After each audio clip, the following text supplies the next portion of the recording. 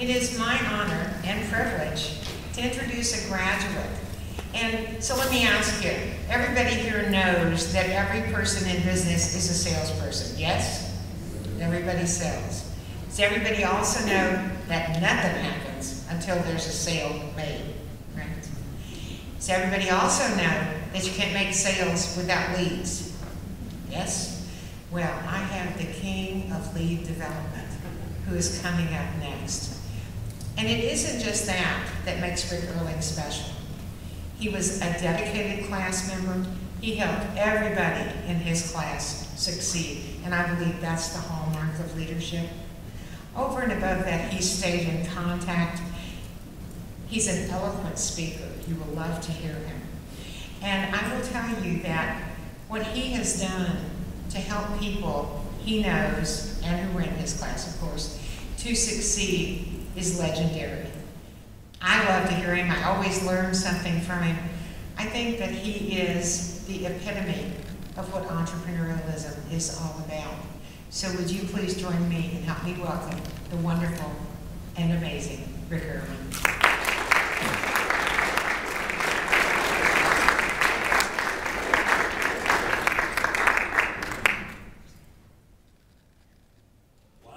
What an introduction I've got to hold up to. Thank you, Lynn.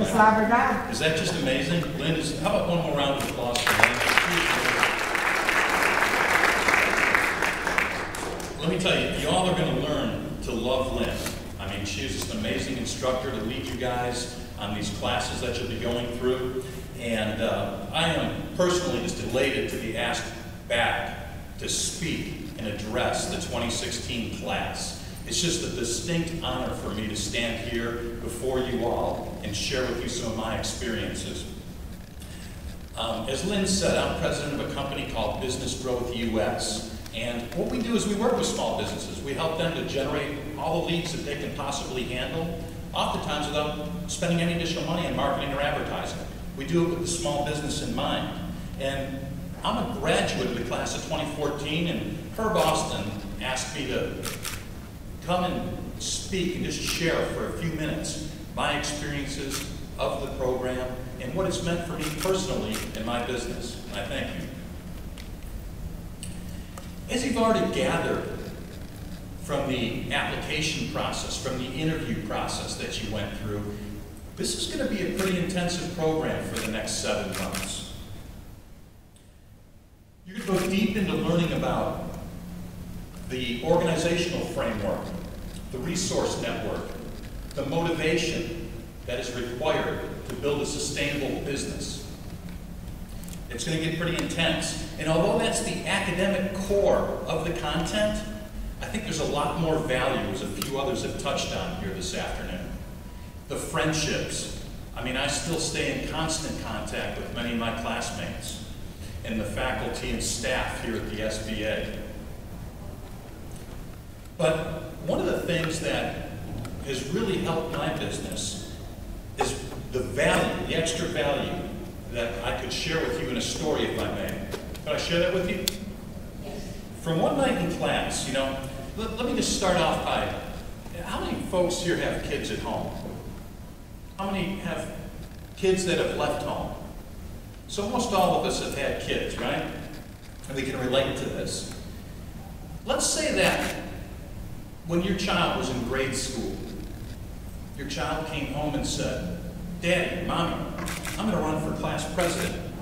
Would you look at your child, that little pride and joy, would you look him in the eyes or her in the eyes and say, "No, honey, I don't think that's right for you. There's a lot of other kids that are a lot brighter, a lot smarter, a lot more popular than you. You don't have a chance of winning this." Is that what you would say? What would you say? You'd say, you'd jump out of your chair. "Of course, honey, let's help you. I'll help you make the campaign posters. Let's come up with the greatest campaign slogan on the planet. Let's go out and shake some hands. Let's get this thing going," right? Would you? Yeah? Show of hands. Who would help their child do that? Well, here's the problem. Somehow between childhood and adulthood, many of us lose those natural inclinations to dream and go big. We become hampered by self-limiting beliefs that flatten our self-esteem, hurt our productivity, and dampen our success for business.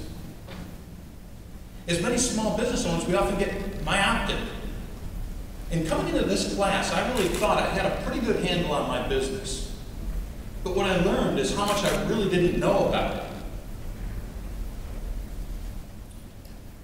I was trading time for dollars, spending a lot of time working in my business instead of on my business. And what this class taught me to do is to take a step back, look at the big picture, and work on my business more than I am in the business. Become a leader. When I look back upon my emerging leaders journey, I finally recollect one of the first evenings in class. And I have to say I was absolutely enthralled to be in that first class, and I was somewhat intimidated by the folks that were in that room with me sharing that class. There's some pretty sharp business people in the room. In that class, our instructor, Lynn O'Neill, she was trying to get our members to draft up the big vision. That's where you take a step back, as I said, from your business, from the day-to-day, and really figure out what it is. Why are you in business? What's the why? What are you good at? What forces you to get up in the morning? What are the things you're bad at? What are the things you don't enjoy doing? What are the low-value things? So we worked on this, and the point being is that in business, to step ahead sometimes requires you to step back. And what I learned is sometimes you have to take a step way back. As small business owners, we wear many hats, usually because we can't afford to hire out people to take out the trash, clean the toilets, do the books, work on the website. But the truth is, as presidents of companies, as owners of companies, you really need to be running your business. You need to start delegating, and I promise you, that's one of the things that I learned. And once you learn to delegate, your business will grow and flourish. Well, in our class that first night, we just weren't getting it. You've got guys like me in the class in their 50s. We're just set in our ways. We've got military guys in the class that got a military background that are very structured, process-driven. We've got some folks that have taken over a couple generations of family businesses. We've done it this way for 50 years. Why do we need to change now? Now, Lynn Miney has this unique ability, and this is one thing you'll learn about Lynn, to read her students and draw out the very best in them. You see, we were all just business people, set in our ways. We just couldn't see that big picture through the forest of day-to-day operations. But Lynn, with that unique ability that she has to draw out the very best in everyone, she had a plan. So here comes Lynn that night. We're all stuck. We're just not getting it. We're getting frustrated. It's late at night. She comes desk to desk, drops this big sheet of white paper on every student's desk. Then she comes by and she drops down a pack of Crayola crayons in front of everybody. She assigned this problem to us rather matter-of-factly, just like a student, a teacher in grade school would. And Lynn said, you can only use crayons and paper. You've got 15 minutes to sketch out this big vision. And then you're going to present it to the entire class. Talk about pressure, right? This is like the first or second night in class. So we all do that. We get to work, we sketch out our big vision. And you know the most amazing thing about this entire assignment that I did 2 years ago is that I can still smell that and smell of Crayola crayons. Can anybody relate to that? Who remembers the smell of crayons from grade school? Anybody? Let's see a show of hands. Yeah. So for most people, when you smell crayons, as an adult, there's a cerebral flashback to childhood. It makes you more creative. In fact, Yale University did a study and found that crayon scent was number 18 of the 20 most recognizable scents to adult humans. Yes, studies show that the simple smell of crayon makes us more creative as adults. So here I was, 54 years old, no longer set in my ways. I felt free, I felt happy. I felt a change in my mindset. Now, how does this apply to the mindset that's required for this class in the Emerging Leaders Program, you may ask? Well, it has everything to do with it. You see, if you give a child a problem to solve, they find very creative and unique ways to solve that problem. They've got no statute of limitations. They've got a budget of $100 gazillion. They can even sprinkle a little bit of magic dust on it to make sure it works just right. There's no hurdles such as cost, lawyers, limitations, or rules. So here we are in the classroom. We put this big vision drawing together, then we presented it to the class. Now here's the key thing. Over the next 7 months together, we found ways to make that vision a reality. The ideas ended up being amazing, fresh, and unique. So the big aha moment for me in all this was that my final presentation, as Lynn said, it's a 3-year plan that you're going to put together, strategic plan. 7 months after this, first night in class with the crayon and drawing, 7 months later I'm doing my final presentation. It's a mirror image of that crayon drawing. So the lesson learned is that as a small business owner, always take a step back, look at the big picture, work on your business, not in your business. And that, ladies and gentlemen, is my perspective in the value, the true value that was received from this class, along with the friendships. As a final thought going forward, I'll leave you with a quote from Newton D. Baker.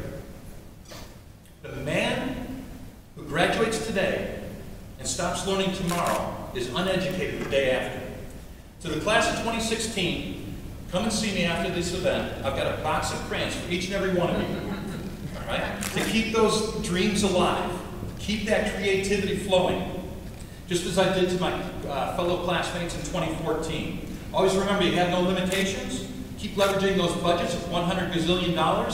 Sprinkle a little bit of magic dust on them from time to time to make them work just right. And perhaps most importantly, never stop learning, my friends. I wish you all the best in your future as you embark on this unbelievable journey. I look forward to interacting with each and every one of you over the coming months. Thank you.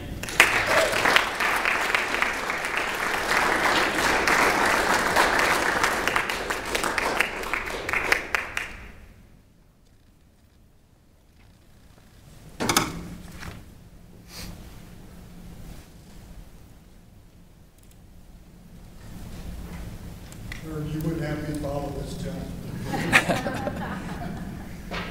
Rick, you are indeed an excellent speaker. That's what you're always invited to come back to talk to us. It's a pleasure to see you again. This man also heads up a Chamber of Commerce in McKinney, Texas. Yes. And he is there to motivate and work with the members of that chamber. Of course, they're all business people.